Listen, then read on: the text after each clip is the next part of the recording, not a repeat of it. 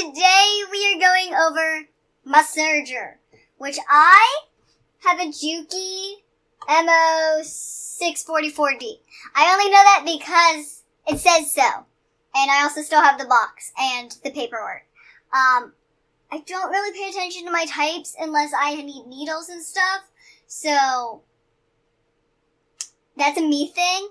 But either way, we're going to talk about how we thread a Juki serger today, because it is complex. It does have a double needle. There are 4 different types of thread that go, well, not different types, but different spools of thread that go into this machine.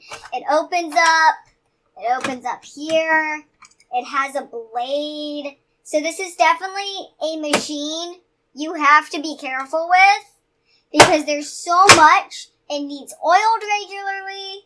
And depending on how much you use it, depends on how much you have to take care of it. I don't use it a ton yet, but I will be, which is why I ended up getting one. And during that time, I'll have to definitely take care of it more often than not.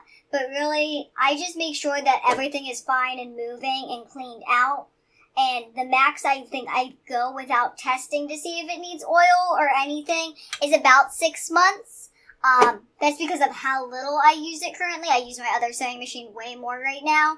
When I get into using this more often, it may have to be more often, but I'm just doing regularly checks. I'm not always putting oil on. I'm only making sure that it needs it versus, just actually re-oiling it every time, because you don't want to over-oil it either. They're definitely, complex little babies, and, my friend, little backstory, she went to FIT for a little bit, and she said that they weren't even allowed to thread the Juki sergers because of how difficult it could be. They had to call in a technician every time something would go wrong with them or something. So that's how sensitive they are. Some places don't even let students touch these for some reason, which I get. Also very dangerous with the blade. But let's get to threading so I don't just talk y'all's ear off.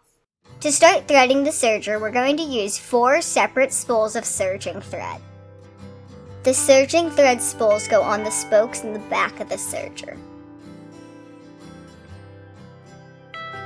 The first step I do when it comes to threading my serger is I put each spool of thread in its designated spot on the threading hooks. Red and green have 2 hooks each.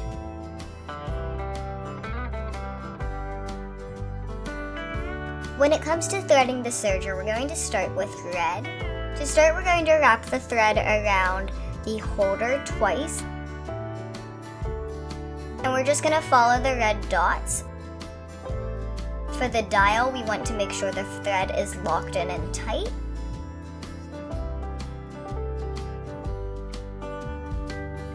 And then we continue following the dots under the trays.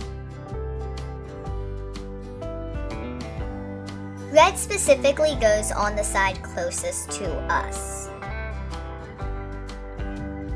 So this section is a little difficult because it is so small and everything is so close together, but just kind of use a tweezer or a tool to hold the thread and poke things through and pull it through the other end. You also want to make sure the thread is pulled tight so that way it does not get stuck on any other mechanical parts. Now it's time to open the other tray. Red is probably the most difficult thread, and this is why you have to loop it through under the machine.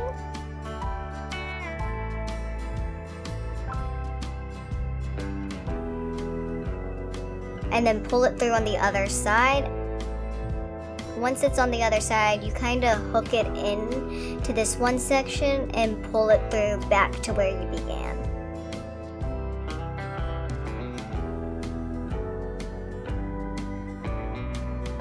And then when it comes to putting the thread through the eye hole, I do suggest wetting the end of the thread so that way any little threads are all secured and not going to fray further. When the needle is threaded, you want to make sure that it's tight and not stuck on anything like I have it stuck on. To start threading the blue, we're going to start exactly like the red, which is looping the blue thread into the notches and then following the blue dots. Remember to pull the thread tight through the knob and then continue following the blue dots down to the lower tray. Unlike the red, we're going to go in the back, furthest away from us instead of closest to us.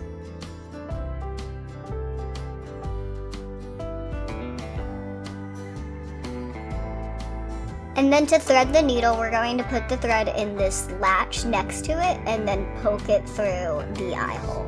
I ended up doing this after threading all of my other threads just because it was a little more complex this time for me.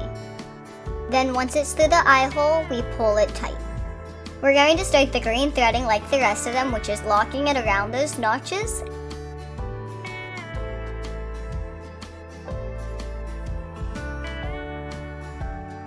And then tightening it around the knob.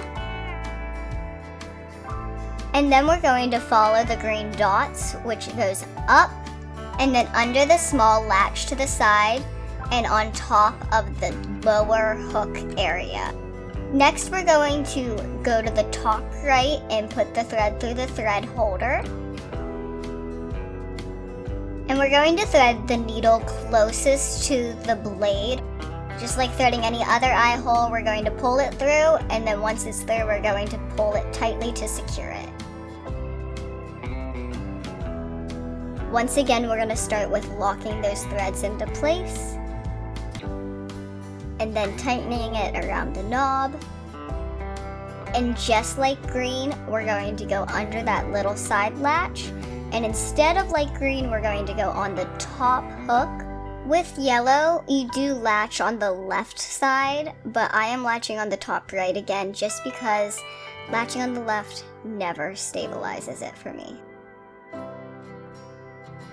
We're going to thread the needle furthest from the blade, and just like any other eye hole, we're going to push the thread through and pull it through the other side and tightly secure it.